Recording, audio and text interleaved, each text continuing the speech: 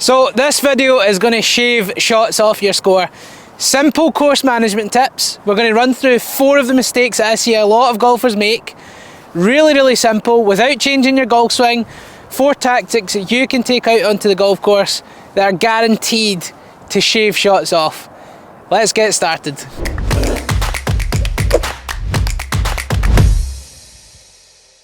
Tip number 1, there's a really old saying: putt when you can, chip when you can't putt, and only pitch when you can't chip. And I really do think that this is still the case. If most golfers putt when they can, chip when they can't putt, and only pitch when they can't chip, they're going to make a really big difference to your score. For example, we're here at the edge of the green. There's absolutely no need to fly it up in the air, get the 60 degree out. That's just going to bring in some skulls. It's going to bring in some thins, some chunks, lots of different shots that you could hit. The fringe is pretty short, we're close enough. This is definitely a putt when you can. So we're just at the edge, the fringe is really short, there's absolutely no need to do anything other than putt it, unless you're really confident at chipping, because even a bad putt's probably going to end up closer than most chip shots that you hit. You can do that, you can read the putt, it's hit it pin high, and then it's up and down. There's absolutely no need to get the 58 degree or the 60 degree out. Make a long swing, try and pop it high because it looks really nice, because that does bring in the chunks, the thins, the bad shots, and generally just you're going to struggle to get up and down regularly unless you're really confident with that shot. So putt when you can, chip when you can't putt, and only pitch when you can't chip. So there's a good example of when you should try and hit a putt. When can we not putt? So here's a good example of where we can't putt. We're off the edge of the green, we've found ourselves in some slightly heavier rough. We've got a good amount of rough to go over, then we've got the fringe, and then a little upslope. So we're going to have to chip this shot. We're going with a slightly more lofted club. Chipping, we're going to stand a bit closer to the ball. Weight favours the left side. No need for lots of wrist hinge for this shot. It is literally a pendulum swing, keeping the weight left, finishing with the club head below the hands. So here and through. So we're playing a small shot with a lofted club. No need to pop this thing up in the air, just back and through, and then we can regularly get up and down. There's no need for any crazy wrist hinge, there's no need for flop shots and throwing it up in the air. Again, that's unnecessary.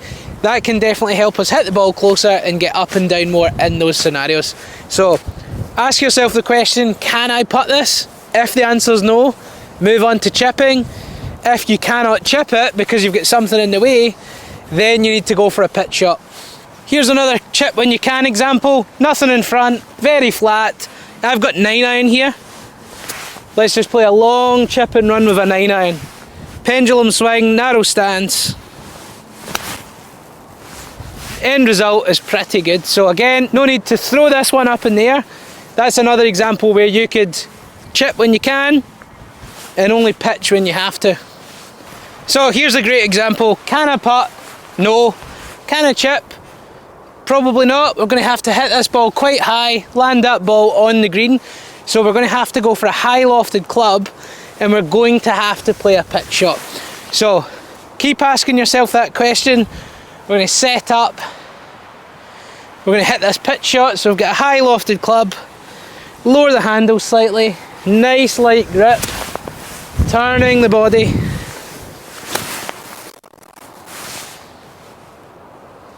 So just to summarise, putt when you can, chip when you can't putt, and only pitch when you can't chip. Next up is recovery play. Manage your risks. Too many people hit their ball in trouble. I do too. We all do. But if you watch the best players in the world, they get their ball back in play very quickly and make the very best out of a bad situation. Amateur golfers tend to fire the ball in the trees, whack the tree, keep it in the trees, try and take the tiger line, turn something that should maybe only be a bogey into a double, a triple, a quad, even higher. So manage risks, know what shot to play, and just take your medicine. So you find yourself in the trees, you can see a tiny gap, and a lot of amateurs just go for it and end up whacking a tree, and then they're still in the same position, Do it again, do it again, do it again. 7. So, don't make that mistake. The question to ask yourself is, if you had 10 shots at this, how many would you be able to pull it off with? If the answer's less than 5, don't do it. If the answer's 6, maybe. It needs to be 7 or above in order to make sure that you're going to play this shot. We've got the pin, the target's over there, but there's no point unless you can do it time and time and time again. Just get your ball back in the fairway, play it to a position that you quite like, play it to a yardage that you're comfortable with. You might be really good from 40 yards, you might be really good from 80 yards. Pick a distance that you want to hit with your next shot. Play a really safe, conservative line, get it back in play, and just don't make it any worse than a bogey. We've got it back in the fairway, we've hit our tee shot in the trouble, we've got it back in the fairway with the second shot. If we hit the green with the next shot, because we're comfortable from that position, then we can still make par, we can still make a bogey. Worst case, we're going to make a double. If we start playing ping pong in the trees, that's when we can make 7s, 8s, 9s, 10s, much higher numbers in the card. They are score wreckers, so we don't want to do that. Ask yourself that question. If I had 10 shots, how many out of 10 would be successful? Under 5, it's a no-no. 6 or 7, it's worth the risk potentially. 7 or more, go for it. So make that your rule. Anytime you're in any trouble, out of 10 shots, use that rule and you will be guaranteed to take shots off your score. Tip number 3 is to play holes backwards. Might seem crazy, it's not. Basically what you want to do is, if you have a hole of 350 yards, what club would you like to hit into that green? What are you confident with? Are you good from 150 with your 7-iron? Are you good from 120 with your pitching wedge? Whatever club you want to hit into that hole, take that off the total yardage. So if the hole is 350 yards, you want to hit a 7-iron in because that's your best club, you have to hit 200 yards off the tee. And what this method of thinking will be, it's not necessarily always a driver. You could go 200 yards, that might be your hybrid. Then you want to play your 7-iron in, and that might be a better way of playing the hole, rather than hitting a driver and then maybe getting into a wedge zone that you're not that confident with. So imagine you're here, looking back towards the tee. So this hole here, for example, is 280 yards. If you can drive 280, you're confident off the tee. If you can drive it 280 off the tee and you're confident with that, go for it. If not, you might want to lay up to a point where you are much more confident. Say for example, you hit it 240, but you don't like that 40-yard pitch shot, then what you might want to do is hit it to a distance that you're comfortable with. So say you've got your favourite wedge, it goes 100 yards, you might then want to hit it 180 yards off the tee to leave yourself that favourite shot, that favourite club of 100 yards, and then you'll be much more confident in playing that hole. So that's another way that you can shave some shots off, is play the hole backwards. So get your total distance, take away the club that you want to hit into the green, and then that will tell you what club or what distance you need to tee off with. Final tip, stop going straight at the flag. You don't have to go at the pin all the time. What is going to end up happening is you're going to leave it short, you're going to end up going towards hazards. Pins are normally well placed and they're going to get you in a little bit of trouble. Try and play somewhere between the centre of the green to the back of the green. If you can always try and play a hole aiming for somewhere between the middle to the back of the green, you should start to get a lot more success. So, say we've got a 150 yard shot to the middle. Say it's 170 to the back. If you choose your 165, 170 club and you don't strike it quite as nice, you probably still end up being in the middle of the green, or maybe even the front edge of the green. You're on the green. You're going to hit a lot more greens in regulation if you're going between the middle and the back yardage.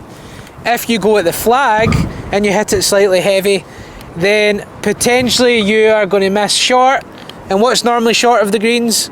Bunkers, hazards, burns, different stuff that's going to get you in a little bit of trouble. So in general, there's a huge percent of amateurs that are missing short. Everyone thinks they hit it longer than what they actually do. Sorry, you can hate me in the comments, but A lot of people choose clubs based on the total distance rather than the carry distance.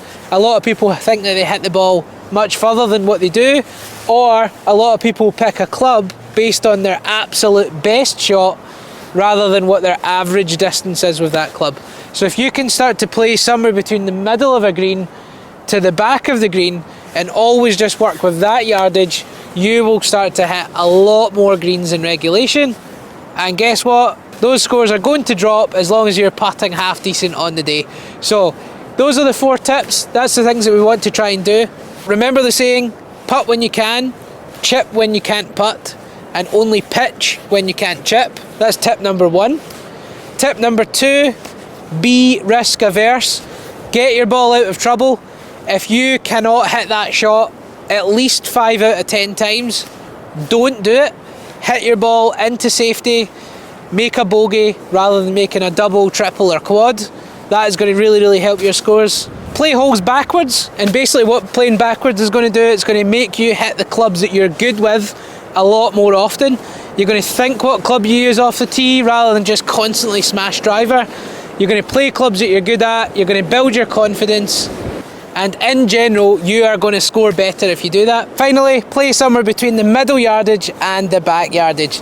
Don't start going for the pin, don't start going for the front yardage, you're going to miss a lot more greens. So play towards the back, hit more greens, score better. If you like this video, don't forget to click that like button, subscribe to the channel and hit that notification bell so you're first to know about all future videos.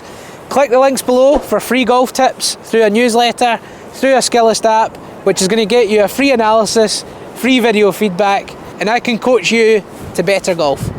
Thanks for watching and see you soon.